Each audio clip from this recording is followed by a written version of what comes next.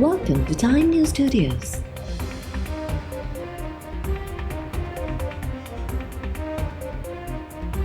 You are watching 4 p.m. Bulletin. अल्लाह ताला समूरी मखलूक खे तक़वा जो हुकुम ॾिनो आहे। तक़वा अख़्तियार करण ईमान वारनि जी निशानी आहे। दुनिया ऐं आख़िरत जी भलाई जो सबबु आहे। अल्लाह ताला ज़मीन ते फ़साद खां सख़्ती खां मना कयो आहे। मस्जिद निमरा में इमाम शेख डॉक्टर सालेह बिन अब्दुल्लाह जो हज खुतबो। इमाम शेख डॉक्टर सालेह बिन अब्दुल्लाह हज खुतबो ॾींदे चयो त अल्लाह ताला खां सवाइ कंहिंजी बि इबादत न कयो, निमाज़ क़ाइमु करियो, माण्हुनि सां सुठे सलूक सां पेश अचो, दुश्मन खे माफ़ करे छॾियो। अल्लाह तकबर करण वारनि खे पसंदि नथो करे। अल्लाह जी पकड़ तमामु घणी सख़्तु आहे। मस्जिद निमरा में बेपरी ऐं टेपेरे जी निमाज़ अदा कई वई। वक़ूफ़ अरफ़ा जे अदागी बाद हाजी सगुरा मुज़दलिफ़ा लाइ रवाना थींदा, जिते मग़रिब ऐं इशा जी निमाज़ अदा कंदा।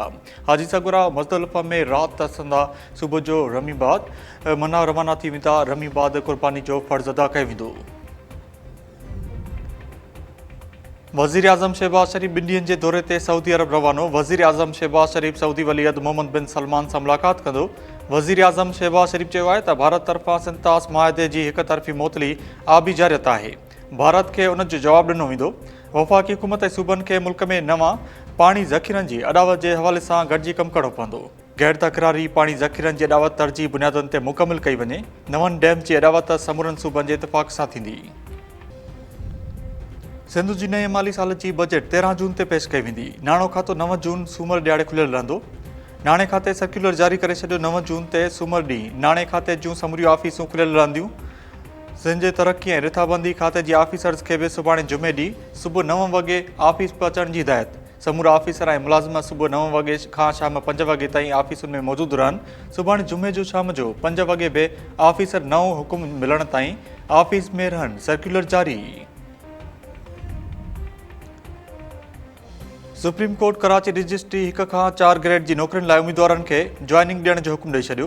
जस्टिस हसन अज़हर रिज़वी, जस्टिस अकील अब्बासी ऐं मोहम्मद अली मज़हर ते ॿधल 3 रुकनी बेंच 1 खां 4 ग्रेड जे उम्मीदवारनि खे ज्वाइनिंग न मिलण ख़िलाफ़ सिंध हुकूमत जे अपील ते ॿुधणी हलाई।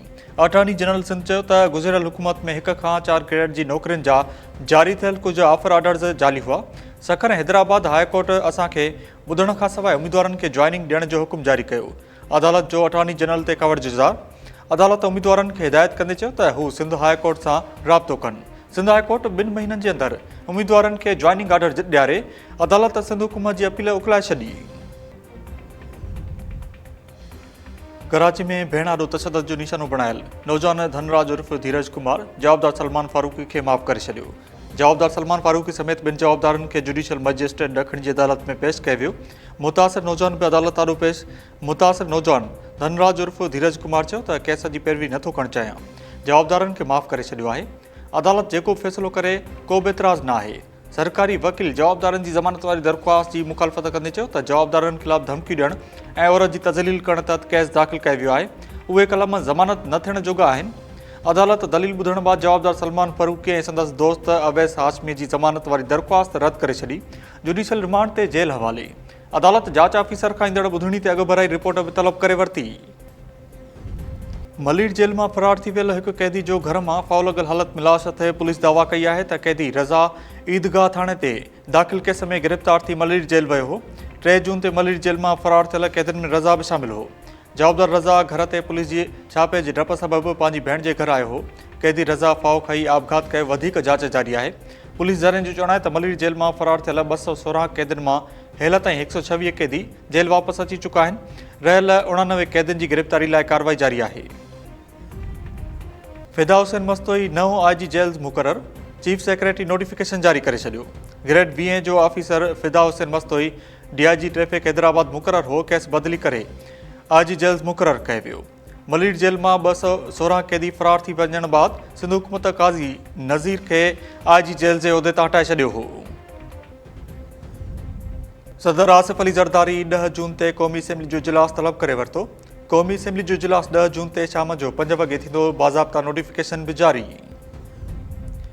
शिकारपुर भरिसां नींगर जो तशदद थियल ऐं हथ पेर ॿधल लाश ते वाहिद बख़्श भयो जे बंगले भरिसां गंद जे ढेर तां वागणो दरवासी नींगर रोहित पुट राजेश उॾ जो तशदद थियल ऐं हथ पेर ॿधल लाश मिलियो।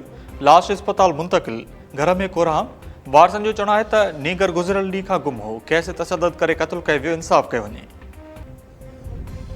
लखी गुलाम शाह भरिसां 2 ट्रकुनि में टकर, 2 ॼणा फौत। सखर शिकारपुर रोड ते पीर ज़ुबैर वटि तेज़ रफ़्तार ट्रक बीठल ॿी ट्रक सां टकराइजी वई। एजाज़ भट्ट ऐं अता मोहम्मद संजराणी फौत, लाश अस्पताल मुंतक़िल कया विया। सखर में बदमनी ते ज़ाब्तो न अची सघियो। सब्ज़ी मंडी जे दुकान मां ॾींहुं ॾिठे जो 70 लख रुपयनि जो धाड़ो। मुतासिर नवाब कुरैशी चयो आहे त हथियारबंद दुकान में घिड़ी 70 लख रुपया रोक रक़म ऐं 5 मोबाइल फ़ोन्स फुर करे फ़रार थी विया। वाक़े बाद मोटरसाइकिल ते ऐं पैदल फ़रार थींदड़ जवाबदारनि जा CCTV फुटेज बि साम्हूं अची विया। पुलिस जवाबदारनि जी गिरफ़्तारी लाइ का बि कार्रवाई न कई।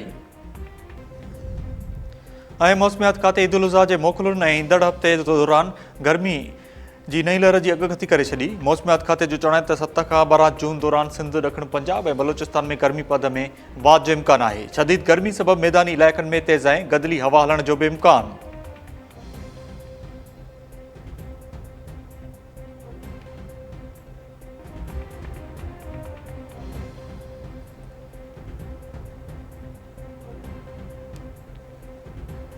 अस्सलाम वालेकुम नाज़रीन, टाइम न्यूज़ में भली कार माया काज़ी राबे। हेडलाइंस में ॾिठियूं तफ़सीली ख़बरूं शॉर्ट ब्रेक खां पोइ।